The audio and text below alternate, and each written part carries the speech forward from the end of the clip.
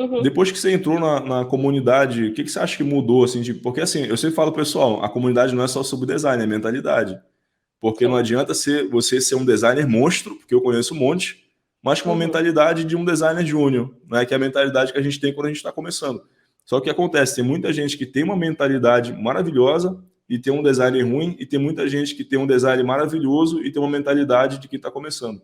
E essa é a mentalidade que eu tinha, né? Tinha uma mentalidade júnior de uma pessoa que não fazia a menor ideia do que estava fazendo. Aí Uhum. como é que foi com você? Depois que você entrou para a comunidade, como é que foi o que mudou na tua mentalidade em relação a isso?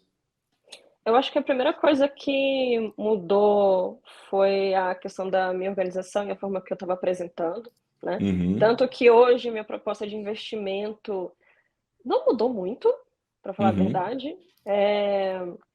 Agora eu estou em um momento que ela tá boa e eu só vou, por exemplo, agora eu estou em um momento que eu quero escalar, né, e alcançar, clientes maiores, então eu vou dar só uma refinada maior nela, mas ela me uhum. bastou por meses, né, eu Sim. praticamente não toquei nela.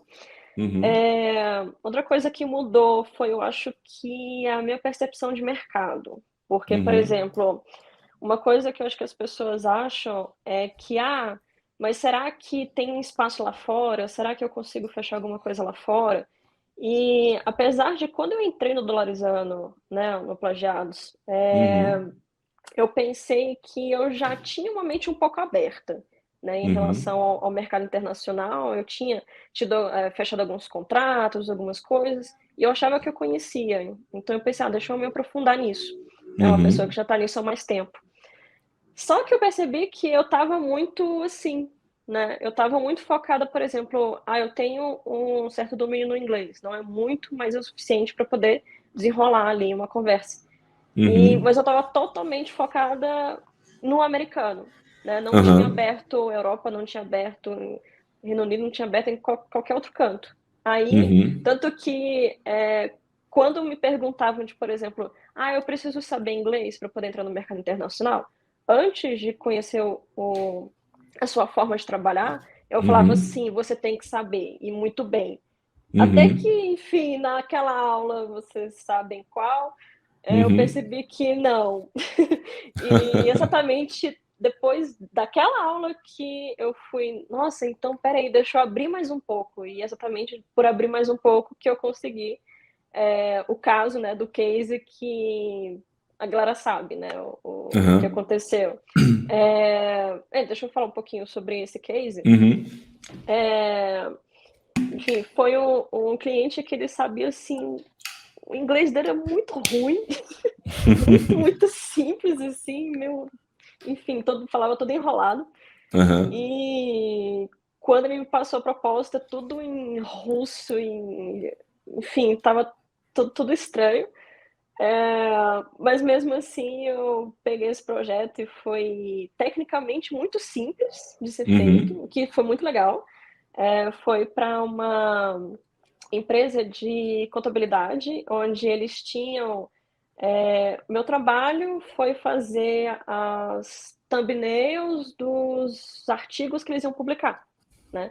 Então, acho que o que eu fiquei mais surpresa foi, primeiro, que deu certo, né, apesar da total diferença cultural, mas usando os pontos que você ensinou, a gente conseguiu se comunicar, a gente conseguiu, ele passou o que ele precisava, né, Uhum. foi bem simples. Eh, eu soube como, refinar o trabalho, né, para ele, pelas questões culturais, tipos de imagem que eu podia usar, o que eu podia fazer, o que não podia fazer, estava preparada para isso. E a barreira da língua, de olhar e não entender, não me assustou, não me barrou, né, eu consegui Uhum. entregar o projeto e tecnicamente muito simples de ser É, feito. isso que é interessante, né? Porque o que acontece? Eu sempre falo, pessoal, no mercado internacional, uma das vantagens é que a gente não precisa se esforçar para cobrar muito, né? Porque o que acontece? Se a gente fechar um projeto, olha, eu estou fechando um projeto, essa semana eu fechei 4 clientes internacionais. Ontem eu estava finalizando a negociação com o cliente da Espanha, uma startup, e o valor fechado foi de 6 mil euros, que o euro hoje está valendo 5,48, né? Até o horário que eu tinha visto lá. Então, a 6 mil euros dava pouco mais de 32 mil, dava quase 33 mil reais. Então, assim, é um valor pequeno para eles, 6 mil euros para uma startup com vários sócios que estão começando um negócio, é um valor baixo para eles, mas para a gente, na conversão, aumenta para caramba. E eu, no momento algum, precisei me esforçar em aprender a língua deles, apesar de que lá o espanhol é mais simples de entender. Mas como ele estava com um pouquinho de pressa, ele estava passando muita informação, eu falei, cara, faz o seguinte, eu vou habilitar a tradução aqui, e olha, o Caio falando ali que hoje está 5,52, então eu vou ganhar um pouquinho mais, porque a gente vai fechar amanhã.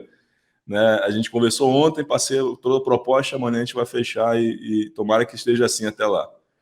Então, a gente conseguiu conversar numa boa, ele adicionou mais um sócio lá num grupo que a gente fez num programa, e a gente está conversando numa boa, sem qualquer tipo de dificuldade. Eu sempre falo, pessoal, para começar a atender o mercado internacional, você não precisa de inglês. Mas é importante que, se você quiser se profissionalizar só no mercado internacional, que você comece a estudar. O que acontece? Essas traduções que a gente fala é para quem quer começar a ter essa experiência.